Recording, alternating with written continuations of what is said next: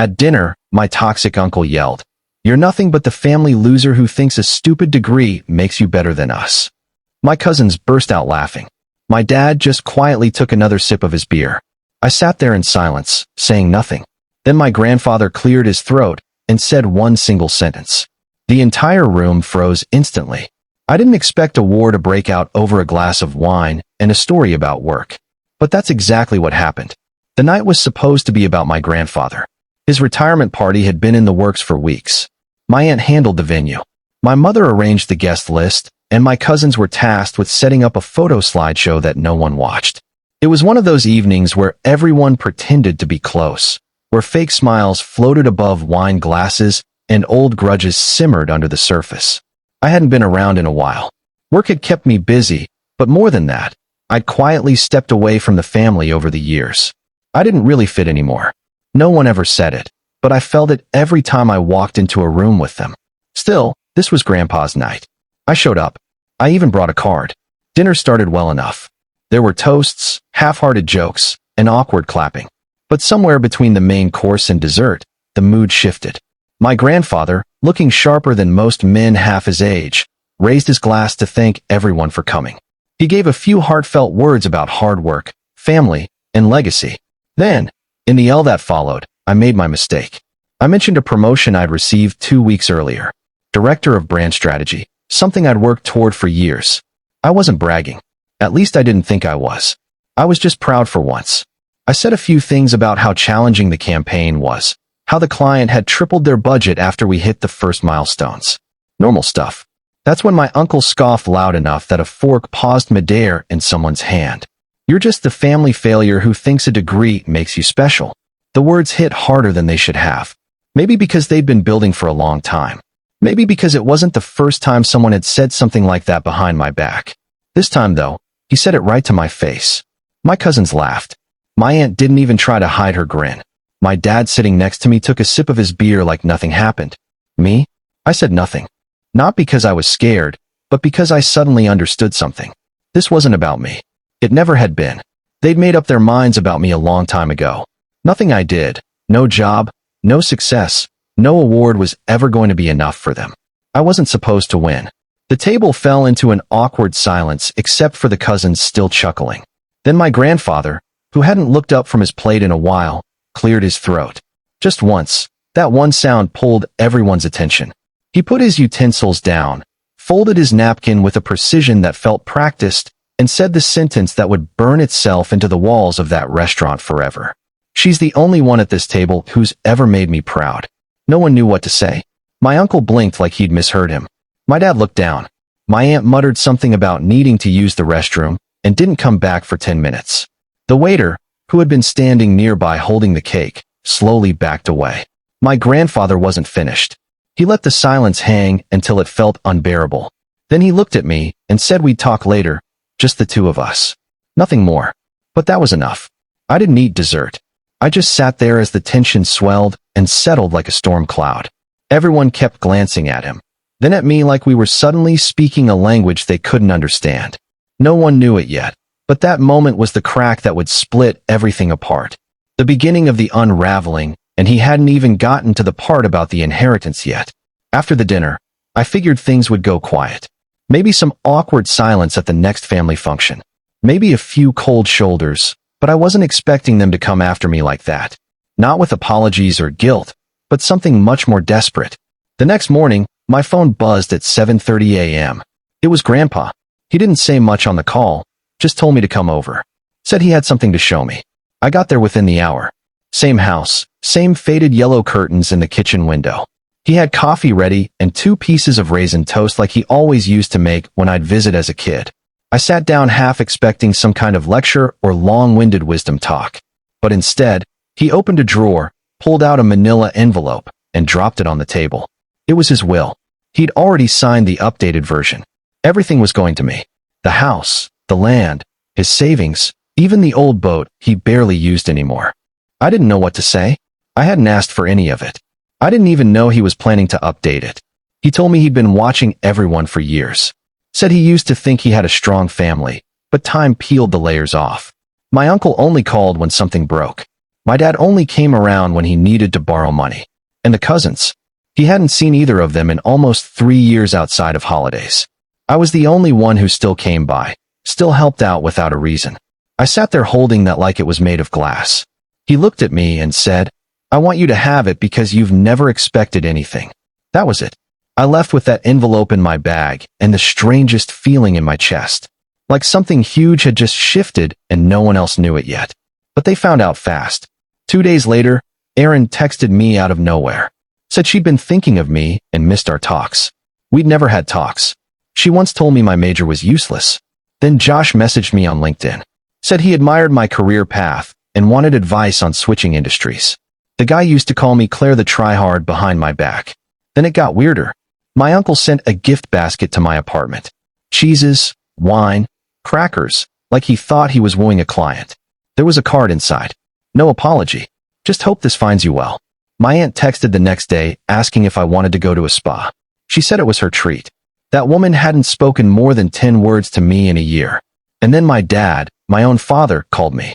Said he'd been doing some thinking and wanted to spend more time together.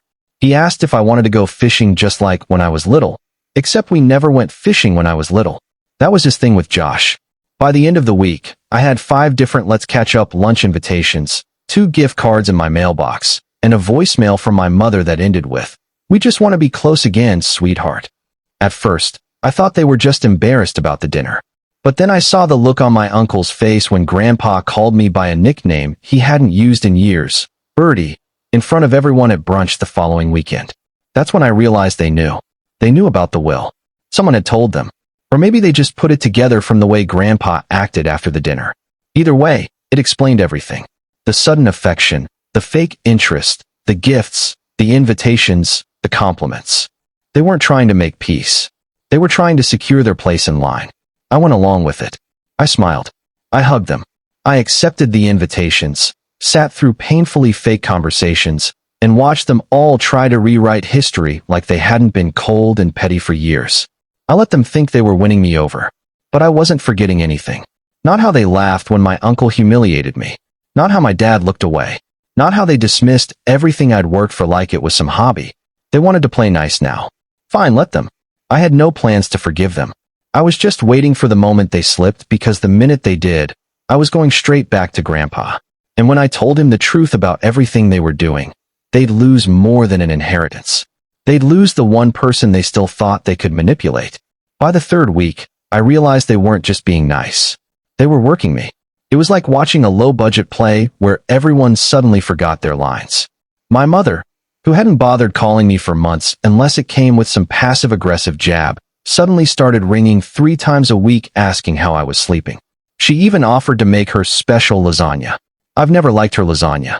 Then my cousin Erin started popping up on social media like some forgotten ghost, liking my old Instagram posts, commenting "OMG, Queen" under pictures I barely remembered. She DM'd me a childhood photo saying, "We were so close back then." We weren't. She once told a guy I liked in high school that I had lice just to embarrass me. Then Josh emailed, as if it were 2005, asking to pick my brain about marketing and maybe grab coffee. This from the same guy who called me a tryhard every Thanksgiving. My uncle dropped a bottle of wine at my door for no reason. My aunt mailed me a clearance bin scarf with a note that said, "Thought of you." They weren't even trying to make it look sincere.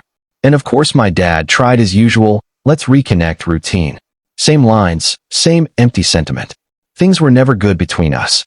He wasn't cruel, just emotionally absent, except when he was angry or drunk. Now he wanted to pretend he'd always been father of the year. Then came Grandpa's end of summer barbecue. Everyone showed up wearing fake smiles and acting like the world's most supportive family. For the first hour, it almost looked real. But near the grill, my uncle pulled me aside. He apologized for what he'd said at dinner, claimed he'd been thinking about it, then immediately asked if Grandpa had been acting strange or saying anything about changing things. He tried to make it sound like a joke, but I saw it. The angle. He was planting the idea that Grandpa was losing his mind. He wasn't groveling anymore. He was preparing his attack. I didn't fight him. I stayed quiet and let him talk. 2 days later, I went to Grandpa and told him everything. Every fake apology, every sudden act of kindness, every manipulative message. even what my uncle said about him being senile. Grandpa didn't look surprised. He just nodded, poured a drink, and told me what he planned to do. No more monthly checks to my dad. No more loan forgiveness for my uncle. No more secret bailouts for anyone. He was done pretending. He said, "They'll show their real faces when the money dries up. And when they do, you'll know exactly who they are." He was right. That weekend, my phone exploded with angry messages. My dad accused me of manipulating Grandpa. My uncle said I was tearing the family apart. My mom cried, claiming I was being cruel. Aaron unfollowed me. Josh posted a vague meme about snakes in the grass. The switch flipped instantly. One second they were love-bombing me. The next they were back to their bitter, entitled selves. But I wasn't the same anymore. I didn't need their approval. I had the truth, and Grandpa. For 2 weeks, everything went silent. No guilt trips, no fake affection. Just a cold, calculated quiet. I knew they were regrouping. Then it started. A plain envelope in my mailbox. No return address. Inside was an old version of Grandpa's will, the one splitting everything evenly. Across the bottom, a handwritten line, "He's not going to live forever. Think carefully." A threat disguised as a reminder. I kept it and said nothing. Then my neighbor mentioned a black SUV parked on the street 2 nights in a row. Engine running. No movement. When she walked by, the windows rolled up fast. Security footage confirmed it. Josh, sitting there, just watching. Then Grandpa's house got hit. Someone cut the lock on his garage. Nothing was taken, but drawers were open, files disturbed. They weren't trying to steal. They were trying to find, or destroy, something. I went straight to Grandpa. He listened, then brought out a red folder filled with notarized copies of the new will, bank documents, legal letters, and digital backups. "They won't touch this," he said. "But they're going to learn what happens when they try." Then he told me to come back the next evening. He'd invited everyone. I arrived early. The living room was set up like a boardroom. Grandpa was calm, sipping coffee.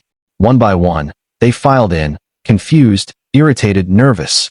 Once seated, Grandpa went straight to the point. He said he knew about the break-in, the surveillance, the threats. He said they should be ashamed. He made it clear they didn't lose their share because of me. They lost it because of themselves. Then he dropped the bomb. All financial support was ending immediately. Every quiet deposit, every loan, every co-signed payment, canceled. And then he placed one last document on the table. A legally binding dissolution clause. The room exploded. My uncle shouted he was being manipulated. My mom cried that he was being heartless. Aaron demanded to know if I was blackmailing him. Josh asked how to fix things. And Grandpa just said, "You made your choices. Live with them." Later that night, I found another envelope in my mailbox. No letter, just a photo of me at a gas station, with the same handwriting on the back, "Don't push too far." That's when I realized this wasn't about inheritance anymore. They were desperate, angry, and trying to corner me. So I built my case. I saved every text, DM, post, email, old insults next to their suddenly loving messages. I made a timeline, backed it up, and waited. Then I played along. I replied politely, agreed to coffee, listened to my uncle talk about family, took notes, and pulled them in. When I met Erin for lunch, she tried to act emotional and innocent. I slid the photo across the table and told her I knew. I had the original. I had the handwriting. I had the entire folder. If they pushed again, I wouldn't go to the cops. I'd go to Grandpa. She broke instantly. Denials, tears, excuses. I walked out. Josh folded the same way. My uncle tried to act powerful until I told him I had proof backed up 3 ways. Then I set the new rules. They don't contact Grandpa without me. No surprise visits. No showing up where I live or work. One whisper behind my back, and everything goes public. They disappeared. No fake love, no smiles. Grandpa noticed the silence, but didn't ask. He already knew. But they didn't stop. They regrouped. My mom reached out, pretending to be sincere. At the diner, she pulled out printed messages, trying to make it look like I manipulated everyone.